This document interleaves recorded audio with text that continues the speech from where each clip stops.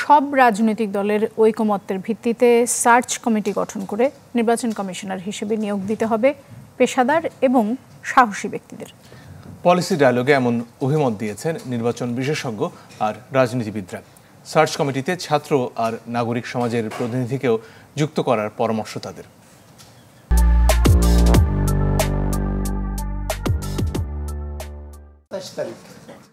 শেখ হাসিনা সরকারের বিদায়ে পদত্যাগের স্রোত ধরে চলে গেছে আউয়াল কমিশন। তাই ভবিষ্যতে যেই ক্ষমতায় বসুক, নির্বাচন কমিশন যেন মেরুদণ্ডহীন না হয়ে পড়ে, সেই লক্ষ্য সামনে রেখে কমিশনার নিয়োগের শক্তিশালী প্রক্রিয়া খুঁজতে এই পলিসি ডায়ালগ। যারা কমিশনার হবেন, এটা হওয়ার জন্য অ্যাকসেপ্ট ক্রাইটেরিয়া লাগবে, যাতে করে আমরা প্রফেশনাল লোকদেরকে নিয়ে যেতে পারি। সমস্ত পার্টিগুলার মধ্যে একটা কনসেনসাস হবে অ্যাবাউট দ্য ইলেকশন কমিশন, এবং আমরা জানি এত বছর যে পার্টিদের মধ্যে এই কনসেন্সাস করাটা একটা ভীষণ দুরূহ হয়। তাই মনে করি যে স্বচ্ছতা ভিত্তিতে হওয়া উচিত এবং একই সাথে রাজনৈতিক ঐক্যমত্যের ভিত্তিতে হওয়া উচিত। আমরা 15 বছর ধরেই সার্চ কমিটি গঠনে গতানুগতিক ধারা থেকে বেরিয়ে এসে রাজনীতিবিদ, নাগরিক সমাজ, সাংবাদিক ও ছাত্র প্রতিনিধিদের যুক্ত করার মত দেন বক্তারা। নির্বাচন কমিশনার নিয়োগে পেশাদারিত্ব ও সাহসিকতাকে অগ্রাধিকার দেওয়ার পরামর্শ তাদের। সার্চ কমিটিতে হতে পারে all present last chief justice থাকতে পারে, অল এক্স প্রেসিডেন্ট থাকতে পারে। অবশ্যই রাজনৈতিক দল সমূহের সম্পৃক্ততা, কারণ তাদেরই সবচেয়ে বেশি এখানে ইনভলভমেন্ট প্রয়োজন। সুশীল সমাজ, সর্বশেষে আমি বলবো ছাত্র সমাজ। সাংবাদিক একজন প্রতিনিধি আমরা রাখতে পারি, আমরা সিভিল সোসাইটির একজন প্রতিনিধি আমরা এখানে ইনক্লুড করতে পারি। যেখানে আমাদের বিচার করতে হবে সৎ, যোগ্য, সাহসী। এই সার্চ কমিটির কাজ হবে যে রাজনৈতিক দল, শিক্ষার্থী এবং শ্রেণী পেশার মানুষের সাথে আলোচনা করা, তাদের প্রস্তাব গ্রহণ করা। মজুমদার সাহেব উনি কনসাল্ট করে আরো 4 জন মেম্বার কোপ করে নেবেন, সবার সাথে কোপ করে নিয়ে তারাই সার্চ কমিটির রোলটা প্লে করবেন এবং সেটা ওপেন ট্রান্সপারেন্ট ওয়েতে হতে হবে।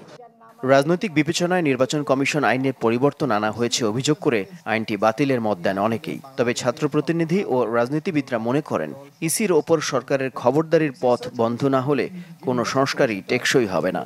2022 সালে আওয়ামী লীগ সরকার যে আইনটা করেছে সেই আইনটা নিয়ে কথা হয়েছে এবং আমি বিশ্বাস করি যে এই আইনটা একেবারেই ফেলে দেওয়া উচিত। যখন যেই সরকার ক্ষমতায় আসে তারা আপ্রাণ চেষ্টা করে তাদের নিজেদের লোকদেরকে পদায়ন করতে। সুতরাং আমরা মনে হয় যদি আমরা ওপেন করে দেই সার্চ কমিটিটা, যে রাজনৈতিক দলগুলো নাম দেখ, তাদের মধ্যে কোন দল কাদেরকে নাম দিচ্ছে সেই নামগুলো পাবলিক করা হোক। রাজনৈতিক দলের শক্তিমত্তার উপর ভিত্তি করে একজন আরেকজনের উপর চাপিয়ে দেওয়া তার সিদ্ধান্ত, আমার দল বড় কিংবা আরেকজনের দল ছোট, এইটার মধ্যে আমাদেরকে যাওয়া যাবে না। একটা সরকার বলে ডেমোক্রেসি ইন্টারন্যাশনালের এই পলিসি ডায়ালগে অন্তর্বর্তী সরকারের উপদেষ্টা ও সাবেক নির্বাচন কমিশনার ডক্টর সাখাওয়াত হোসেন বলেন, রাজনৈতিক সরকারের অধীনে সুষ্ঠু ভোট সম্ভব নয়।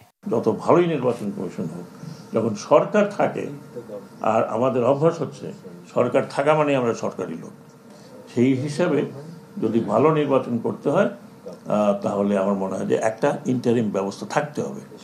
সেটা আপনারা যদি কনস্টিটিউশন বলেন, bring it into constitution, whatever way it is, এটা has to be decided by the political party. নির্বাচন কমিশনকে শক্তিশালী করতে আলাদা প্রশাসনিক ক্যাডার চালুরও মত দেন কেউ কেউ। সাংবিধানিকভাবে যে দায়িত্ব দেওয়া হয়েছে। মাকসুদুন নবী, চ্যানেল 24, ঢাকা।